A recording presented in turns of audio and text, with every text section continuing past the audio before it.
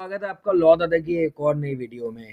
तो दोस्तों, आज की वीडियो में मैं एक गुड न्यूज़ लेके आया हूँ सभी लॉ स्टूडेंट्स के लिए, और खासकर आईपी यूनिवर्सिटी के जितने भी लॉ स्टूडेंट्स हैं। तो आज की वीडियो में हम बात करेंगे जितने भी प्रीवियस ईयर क्वेश्चन पेपर्स हैं, वो क्वेश्चन पेपर राइट साइड पे होंगे और उनके सॉल्यूशंस होंगे लेफ्ट साइड पे। मैं आपको क्वेश्चन से रिलेटेड सिर्फ ऐसे मेजर पॉइंट्स बताऊंगा जिन पॉइंट्स को अगर आप डिस्क्राइब करके आ जाएंगे अपने पेपर में तो आप जरूर अच्छे मार्क्स से पास होंगे। आइए डिस्कस करते हैं और बहुत ही ब्रीफ में जानते हैं कि हमें बेसिकली इन क्वेश्चंस में आंसर्स कैसे लिखने हैं। आइए, first question, what are the major parts of a statute? Statute is a law or a rule made by government or any authority and which is written. Schedules are parts of statute which comes at the end and prescribes details. It is the will of legislature which is in a form of a written document. ठीक है, तो basically statute क्या होता है? Will of legislature, मतलब legislature ने एक law बनाया और वो रिटन फॉर्म में है। Understood? What is ratio decidendi? Reason behind the decision, principle on which judicial decision is based, it becomes binding on the lower courts, very heart of the judicial precedent. तो जो भी decision एक जज देता है, उस डिसीजन के पीछे क्या रीजन रहा है उसे कहते हैं ratio decidendi. All right. Substantive law, law which fixes duties, rights, and responsibilities of citizens, tells what individuals may or may not do. Example IPC, which defines punishments. CRPC procedure बताता है, so it is a procedural law. ठीक है, substantive law के क्या parts होते हैं? Civil and criminal. Civil law means जो आपको बताता है कि हाँ कहीं पे किसी का राइट वायलेट हुआ है और उस केस में उसको कंपनसेशन मिलनी चाहिए। क्रिमिनल लॉ बताता है about the crimes and the punishments associated with it. Common law. King was the head and issued writs. After that, courts were established for this. Decisions of courts were collected. Main source, judicial precedents. Decisions are binding. तो common law कहाँ से आया? जब जजेस के कुछ decisions आए, मतलब पहले किंग था, किंग के बाद किंग ने क्या किया? कोर्ट्स एस्टैब्लिश कर दिए टू डिलीवर जस्टिस। ठीक है, उसके बाद ये जजेस के जो डिसीजंस आए और वो सेम डिसीजन हर केस में अप्लाई होने लगा एज ए जुडिशियल प्रेसिडेंट, तो वो क्या हो गया? कॉमन हो गया, और वहीं से आपका निकलता है common law. Understood? Importance of legal research. Legal research means detail study of any legal issue. ठीक है, जब किसी भी लीगल इशू को डिटेल तरीके से पढ़ते हैं उसको कहते हैं legal research. It is important that every step in courts as in cases all the previous decisions of higher courts are very important. ठीक है, आप किसी भी अगर कोर्ट में जाते हैं, कोई भी केस फाइट कर रहे हैं, तो उसमें जितने भी हायर कोर्ट्स के डिसीजंस हैं वो बहुत ज्यादा इंपॉर्टेंट हो जाते हैं। और हमें वो कैसे पता चलेंगे? Through legal research. Get to know about the customs and usages with legal sanction which are prevalent in the society. It becomes important and helps you to know the laws and even to go to its depth for better understanding. ठीक है, अगर आप किसी भी law को एक better अगर आप किसी भी लॉ को एक बेटर तरीके से समझना चाहते हैं या फिर इन डेप्थ जाना चाहते हैं तो लीगल रिसर्च आपके बहुत काम आएगी। Functions of law. First of all, set of rules and regulations. ठीक है, लॉ क्या होता है? Set of rules and regulations. कहां से निकला है? धर्मशास्त्र से। धर्मशास्त्र क्या था? Sanskrit text on law. Understood? Law का मेन फंक्शन क्या है? Harmonious functioning of the society. ठीक है, सोसाइटी एक बेटर तरीके से फंक्शन करे। Works for the security of its citizens. Earlier existed in the form of customs. As time passed, these were recognized by states and laws were made. ठीक है, पहले जो कस्टम्स थे, कस्टम्स क्या होते हैं? किसी भी सोसाइटी की जो हैबिट्स होती हैं, ठीक है, कोई भी जो हैबिट्स हैं प्रेवलेंट है सोसाइटी में, उसको कस्टम्स कहते हैं। तो पहले जो कस्टम्स थे वो ही बेसिस थे लॉ के। फिर धीरे धीरे जब स्टेट ने इसको रिकॉग्नाइज कर लिया इन्हीं कस्टम्स को सोसाइटी के, तो ये धीरे धीरे क्या हो गए? लॉज बन गए। It is a tool to secure justice, distributive, corrective and social. आपने इसको फर्दर एक्सप्लेन करना है। Promotes impartiality, not for particular individual. ठीक है, किसी भी एक इंडिविजुअल के लिए नहीं होता है। यूनिफॉर्मिटी, मतलब सबके ऊपर यूनिफॉर्मली एप्लीकेबल होता है। Protect the rights of citizens. ठीक है, जितने भी सिटीजन सब्जेक्ट्स हैं इन अ सोसाइटी, उनके राइट्स को क्या करता है? प्रोटेक्ट करता है। Importance of custom. तो अभी हमने पिछली स्लाइड में क्या देखा कि कस्टम क्या होता है? Customs are basically the habits of a citizen और अ सोसाइटी। ठीक है, oldest form habit which is uniform, basically behaviour of society. Earlier it was the main source, later replace. ठीक है, तो पहले की सोसाइटीज में क्या था? जो कस्टम्स थे प्रेवलेंट थे सोसाइटी में, they were the main source of law. Customs come from imitation. ठीक है, तो कस्टम्स कहां से आते हैं? इमिटेशन से। इमिटेशन मींस कॉपी करना। When people find an act good they adapt. ठीक है, अगर सिटीजन को कोई भी एक्ट अच्छा लगता है वो उसको अडैप्ट करते हैं। When it has religious content it becomes religious custom. अगर कस्टम के अंदर कुछ रिलीजियस कंटेंट आ जाता है तो वो रिलीजियस कस्टम बन जाता है। अगर एक बार कस्टम बन गया तो बाकी सारे उसको फॉलो करते हैं। हॉलैंड क्या कहता है, originated from conscious choice of people. ठीक है, तो लोगों ने क्या किया, कॉन्शियसली उसको चूज किया। Understood.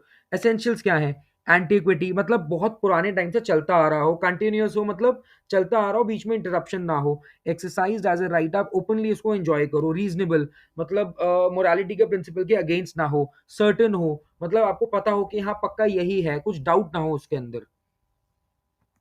Legislation, advantages and disadvantages.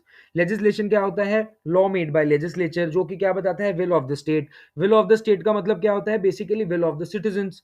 ठीक है, जो एज सिटीजंस हम किसी को इलेक्ट करते हैं, जो हमें जाके पार्लियामेंट में रिप्रेजेंट करते हैं, और जो भी वो लॉ बनाते हैं, तो बेसिकली वो क्या हो रहा है, हमारी जो विल है, स्टेट की जो विल है, पीपल की जो विल है, या फिर रिप्रेजेंटेटिव्स की जो विल है, बेसिकली जो लेजिस्लेचर की विल है वो रिप्रेजेंट होके आगे लॉ बनता है। Most important source of law. ठीक है, लेजिस्लेशन क्या है, most important source of law है।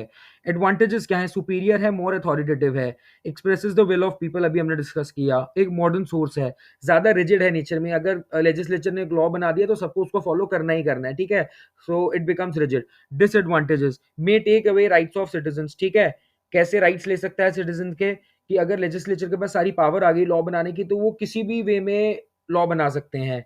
रिजिडिटी, ठीक है, रिजिडिटी उसकी एडवांटेज भी है, डिसएडवांटेज भी है। May lead to abuse of power, जो अभी हमने डिस्कस किया कि लेजिस्लेचर क्या कर सकता है, अपनी पावर को अब्यूज कर सकता है। पॉलिटिकल डेडलॉक, ठीक है, कभी कभी क्या होता है, लॉज बनने में टाइम लग जाता है, क्योंकि बिल्स जो है पास ही नहीं होते, क्योंकि लेजिस्लेचर के अंदर एक डेडलॉक कंडीशन बन जाती है। Short notes, journals and reports. Journals क्या होते हैं, कलेक्शन ऑफ आर्टिकल्स होते हैं जो कि रेगुलरली पब्लिश होते हैं। कौन लिखता है, रिसर्चर्स और professors. Talks about recent research, recent researches के बारे में बात करते हैं, या तो प्रिंटेड होते हैं या ऑनलाइन होते हैं। रिपोर्ट्स मेनली क्या होती हैं, वो फैक्ट्स के बारे में, एविडेंसेस के बारे में बात करती हैं। मोर फॉर्मल इन नेचर होती हैं, ज्यादा स्ट्रक्चर्ड होती हैं, और एग्जामिन करती हैं गिवन सिचुएशन को। Municipal and international law, municipal law क्या हो गया, नेशनल लॉ, डोमेस्टिक लॉ, किसी एक कंट्री का लॉ हो गया। ठीक है, deals with activities taking place with in the state. इसके क्या पार्ट्स हैं, पब्लिक एंड प्राइवेट। पब्लिक होता है relationship between state and it's subject, जिसके तीन पार्ट्स हैं। कॉन्स्टिट्यूशनल, जो कॉन्स्टिट्यूशन के बारे में बताता है, जो कि सुप्रीम है, फंडामेंटल राइट्स के बारे में बताता है, फंक्शंस बताता है एक स्टेट के। एडमिनिस्ट्रेटिव लॉ, जो कि एडमिनिस्ट्रेशन के बारे में बताता है। एडमिनिस्ट्रेशन क्या होता है, मैनेजमेंट। मैनेजमेंट का मतलब जो एग्जीक्यूटिव ब्रांच है, जो जैसे उसको एग्जीक्यूट कर रही है लॉज मेड बाय लेजिस्लेचर को। ठीक है, क्रिमिनल, जो क्राइम्स बताता है, पनिशमेंट्स बताता है। फिर आता है प्राइवेट लॉ। प्राइवेट लॉ का मतलब है कि जो कि दो इंडिविजुअल्स के बीच में डील करता है। Then comes the international law, जो कि है public international and private international. International का मतलब क्या हो गया, जहां पे एक से ज्यादा नेशंस इन्वॉल्व हो चुके हैं।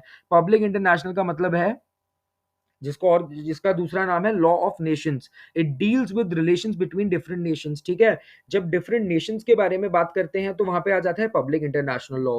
वहीं पे अगर हम दो नेशंस के पर्टिकुलर इंडिविजुअल्स के डिस्प्यूट के बारे में बात करते हैं, वो आता है प्राइवेट इंटरनेशनल लॉ के अंडर, जिसको अक्सर हम ये भी कहते हैं conflict of laws. Socio legal research, techniques of legal research.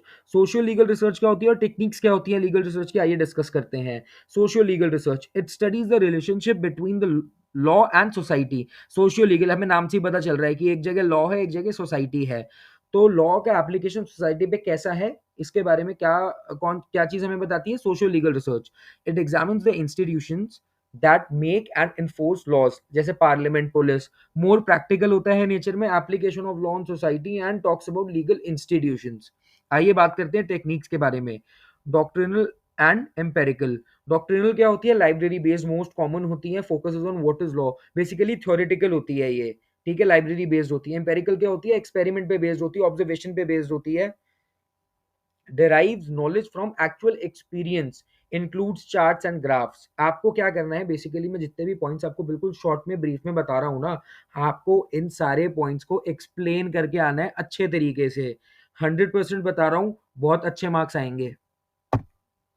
Separation of powers, division of power so that no conflict takes place. ठीक है, पावर जो होती है वो डिवाइड हो जाती है ताकि कन्फ्लिक्ट ना हो।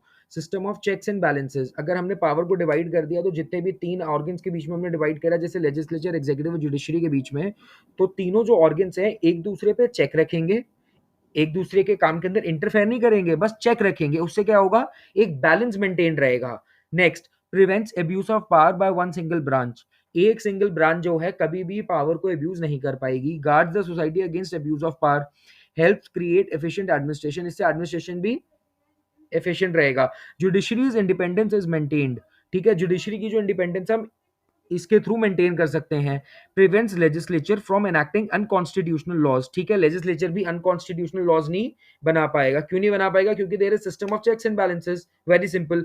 It insures no organ becomes too powerful, ठीक है, promotes good governance. Hierarchy of judicial system and its independence, ठीक है, हायरार्की का क्वेश्चन आएगा, ये चार्ट देख लो मैंने लगा दिया है, इस चार्ट को एग्जैक्टली कॉपी करके आ जाना, बहुत सिंपल है, ठीक है। Supreme court, high court, subordinate court, civil, district, sub जज, munsif court, small clause court, ठीक है, ऐसे ही क्रिमिनल और रेवेन्यू कोर्ट्स है। इंडिपेंडेंस के बारे में बात करते हैं। इंडिपेंडेंस ऑफ जुडिशरी हमें कहाँ से पता चलती है?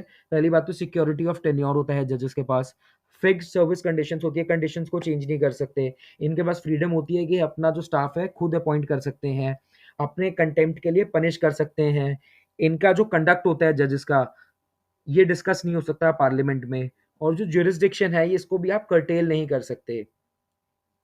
तो दोस्तों कैसी लगी आपको मेरी ये वीडियो? अगर आपको ये वीडियो इन्फॉर्मेटिव लगी तो प्लीज़ मेरे को कमेंट बॉक्स में बताइए। चैनल को सब्सक्राइब करो, इस वीडियो को लाइक करो और मेरे को सजेशन दो। अगर आपको वीडियो अच्छी लगी तो मैं और ऐसी वीडियोस लाऊंगा। मेरा एम है कि जितने भी लॉ स्टूडेंट्स हैं उनकी हेल्प हो जाए मेरी इन वीडियो से। मैं इस वीडियो में हमने 2014 का लीगल मेथड का पेपर डिस्कस किया है, ठीक है। आने वाली वीडियोस में मैं सारे सब्जेक्ट, सारे ईयर्स के पेपर डिस्कस करूंगा। कॉमन क्वेश्चंस बार बार डिस्कस नहीं करूंगा, लेकिन जितने भी नए क्वेश्चंस आएंगे उसको हम डिस्कस करेंगे। और मैं आपको इन वीडियोस के थ्रू ये बता दूंगा कि आपको एक आंसर में कितने पॉइंट्स को कितना एक्सप्लेन करके लिखना है, सो दैट आप अच्छे मार्क्स स्कोर कर सके। Thank you for watching this video. Good luck and all the best.